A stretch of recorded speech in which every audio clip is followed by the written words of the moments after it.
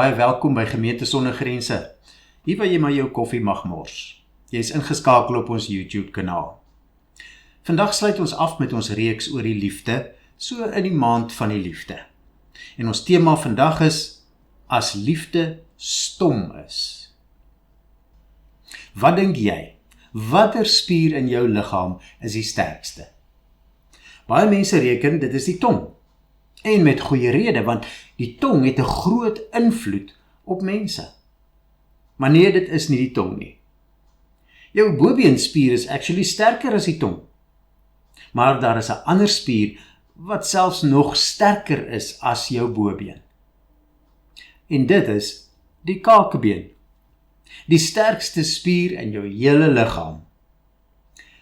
As 'n mens die vraag anders vra, dan kan jy waarskynlik by die tong uitkom. Dink 'n bietjie, watter spier in jou liggaam word nooit moeg nie? Alhoewel hy konstant besig is om te werk. Ek dink in hierdie antwoord mag daar dalk twee spiere wees wat in kompetisie met mekaar is. Dis jou hart en jou tong. Die kakebeenspier mag miskien die sterkste wees, maar hy word tog soms moeg. Ek kou maar net lank genoeg aan 'n stuk biltong met baie seëninge. Maar het jy al ooit gehoor iemand kla? Ai, my tong is nou so moeg. Of, sjoe, gister het ek my tong verrek. Nee, die tong is baie interessant, want dit is 'n willekeurige spier wat net aan een kant gekoppel is, of geanker is aan been. Jou boarmspiere, soos die meeste ander spiere, is byvoorbeeld aan twee kante gekoppel aan jou skelet. Die tong is verder in staat om bykans in enige vorm te buig en allerlei funksies te verrig. En hy is heeltyd besig. Die tong help jou om te sluk, om te praat, om jou tande skoon te maak en te lek. En die kinders sal vir jou vertel dat jy hom kan uitsteek ook.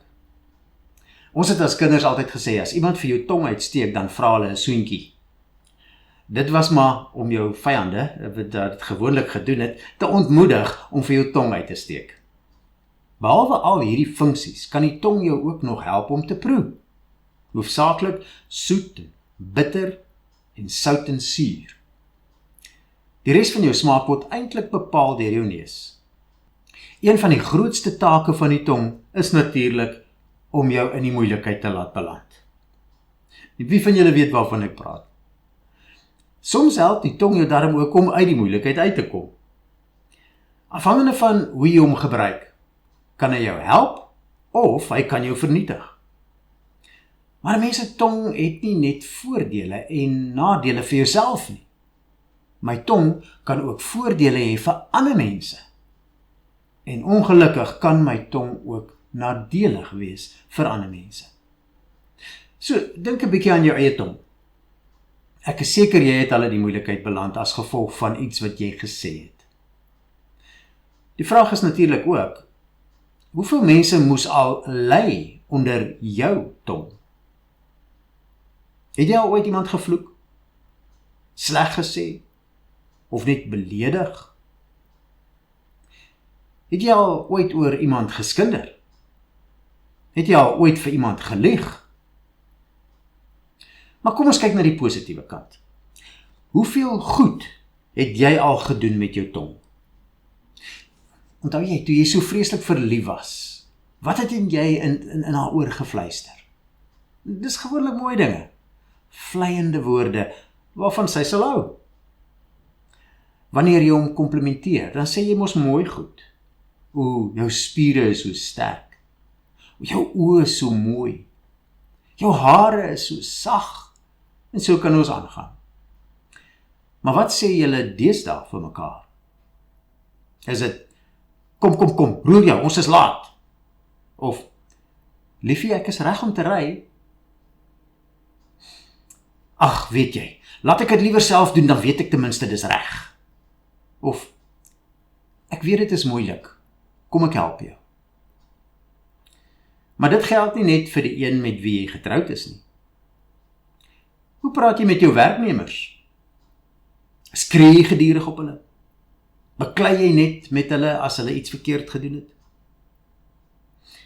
En dit geld natuurlik ook vir die kinders. Loop hulle al draaie om jou omdat hulle bang is vir die volgende woede-uitbarsting? Het hulle vrymoedigheid om vir jou dinge te vertel? Of vermy hulle dit omdat hulle weet jy gaan weer raas en baklei en net negatief reageer? Wat verwag die mense rondom jou van jou? Kom mense met vrymoedigheid na jou toe wanneer hulle raad nodig het? Kan hulle jou vertrou om hulle foute en probleme met jou te deel? En kan hulle jou vertrou om jou mond te hou oor konfidensiële sake? Wat doen jy met jou tong? Ons teksgedeelte is Spreuke 18 vers 21. Die tong het mag oor dood en lewe. Die wat lief is om te praat, sal die gevolg dra. Hierdie teks sê vir ons, met die tong kan ons doodmaak of ons kan lewend maak.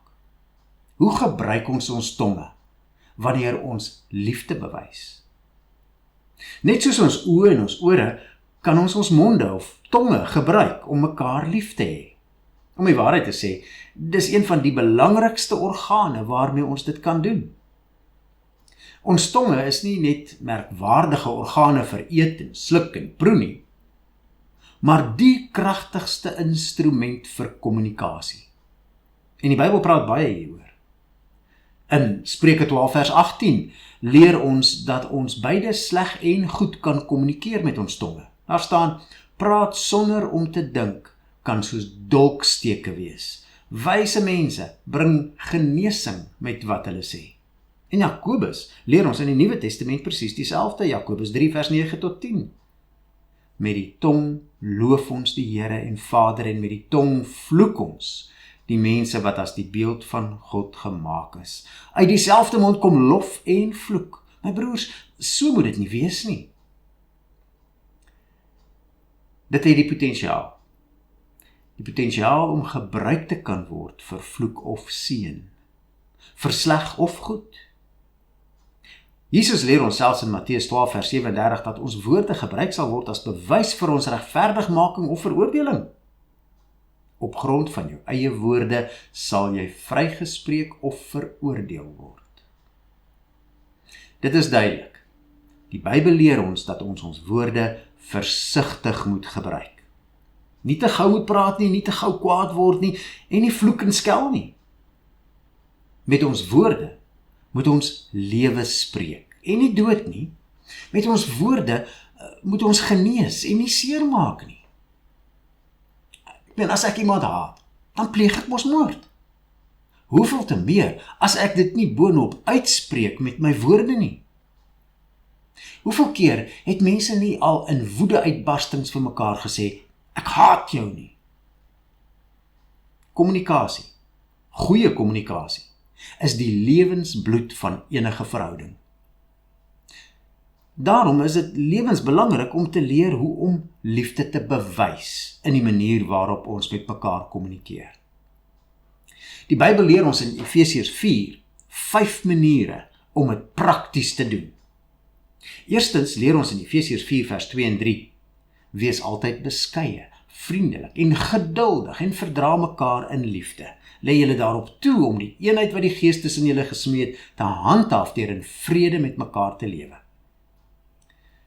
Hierdie vers sê eintlik vreeslik baie oor kommunikasie. Maar die eerste ding wat geïmpliseer word, veral as ons die woorde geduld en verdra lees, is dat ons na mekaar moet luister. En soos ons verlede week gesien het, is luistervaardighede baie belangrik. Om te kan luister, moet jy dus leer om stil te bly. Jy moet stom wees om hierdie liefde te kan bewys. Solank as wat jy praat, kan jy nie luister nie. Die eerste ding wat jy moet leer om met jou mond te doen, is om hom toe te hou. Maar julle sal onthou dat goeie luistervaardighede nie net daarin lê om niks te sê nie, maar om die regte vrae te vra, om inligting te kry, duidelikheid te kry en verwarring op te klaar, en om te kan fokus op wat die ander persoon presies sê. So, Ons gebruik inderdaad ons woorde om beter te luister. En dis dan 'n fout om net heeltemal stom te wees en niks te sê nie. Dus, nommer 1, luister geduldig. Maar tweedens, wanneer ons praat, wat sê ons en hoe sê ons dit? Efesiërs 4:15 sê, nee, ons sal in liefde by die waarheid bly en so in alle opsigte groei na Christus toe. Wanneer ons praat, moet dit altyd die waarheid wees. Vers 25 sê dit ook, gaan lees dit maar in Efesiërs 4. Maar soms is die waarheid nie maklik om te hoor nie. Die waarheid maak seer, sê sommige mense. En juist daarom is die manier hoe ons die waarheid praat baie belangrik. Dit moet altyd in liefde wees. Juist omdat ons die vermoë het en die verantwoordelikheid het om te kommunikeer, kan ons nie weghardloop van die waarheid en nie sê wat gesê moet word nie. Maar wanneer ons praat, dan mag dit nie onsensitief wees nie. Ons woorde moet gebruik word op maniere wat getuig van eerlikheid en terselfdertyd die beste belange op die hart dra van die persoon met wie ons praat, sodat ons mekaar kan help om meer soos Christus te word. Dis nommer 2, praat die waarheid in liefde. Ons woorde moet liefdevol wees. Derdens moet ons gedurig met mekaar kommunikeer. Efesiërs 4 vanaf vers 26 sê, as julle kwaad word, moenie sondig nie, en moenie 'n dag kwaad afsluit nie. Moenie die duiwel vat kans gee nie. Dit beteken, moenie ophou om te praat nie.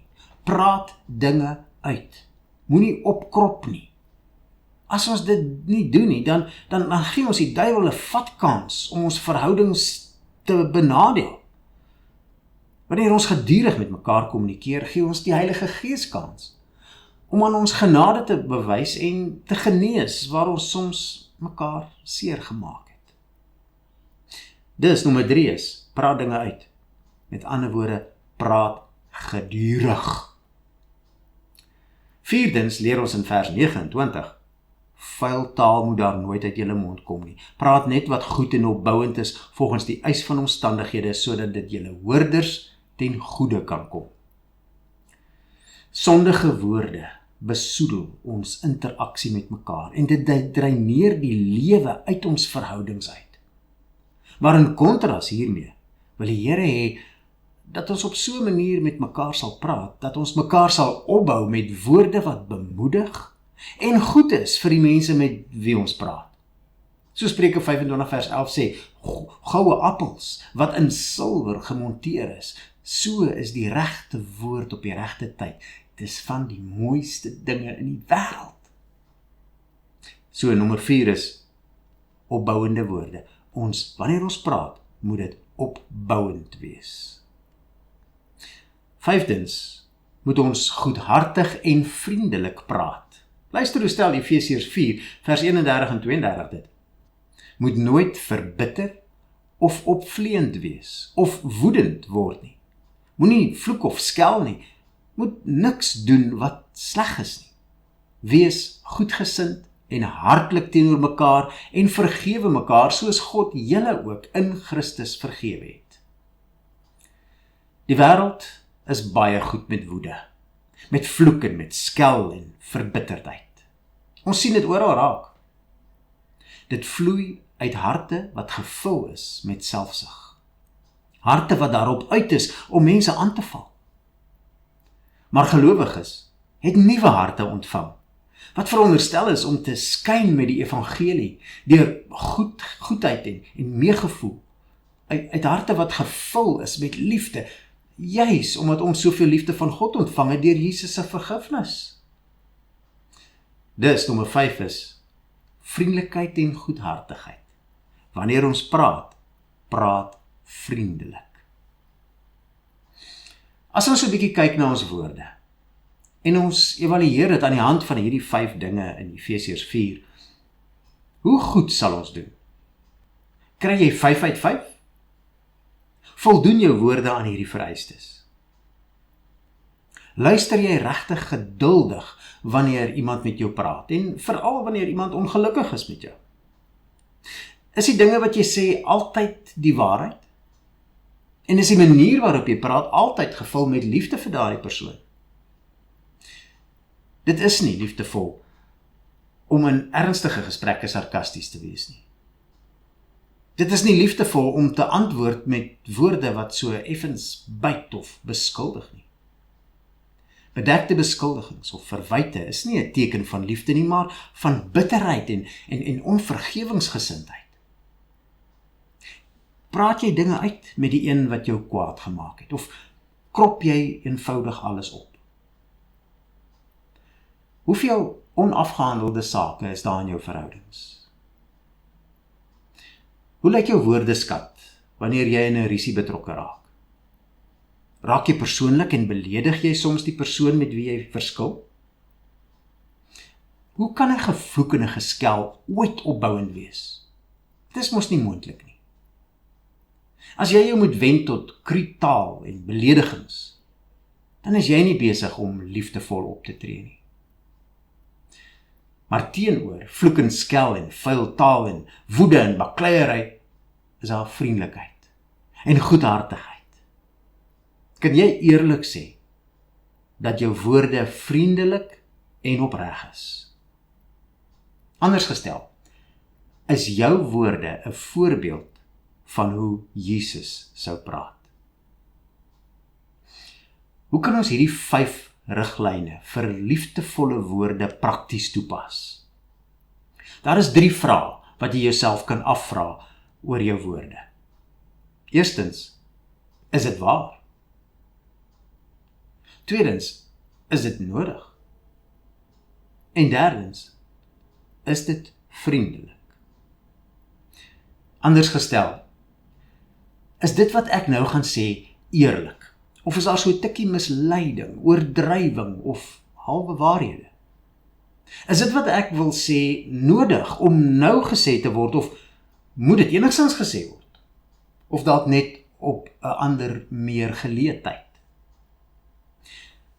Is dit wat ek gaan sê bedoel om liefde te wys en sal dit opbouend wees? Of gaan my woorde seermaak en afbreek? Daar's die 3 vrae. As ons woorde nie al 3 hierdie toetse gaan slaag nie, is dit waarskynlik beter dat ons dit nooit uitspreek nie. Ons God het ons lief. Hy kommunikeer deur sy woord met ons op 'n liefdevolle manier. En hy het sy liefde deur die woord wat mens geword het aan ons kom bewys, deur ons te red van sonde.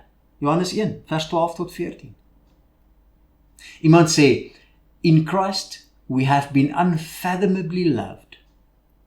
As those who have been greatly loved, we are to greatly love others. Through the gracious gift of our tongue, we can use our words to bring blessing and share the love of Christ with others. May we love others well with our words. Amen.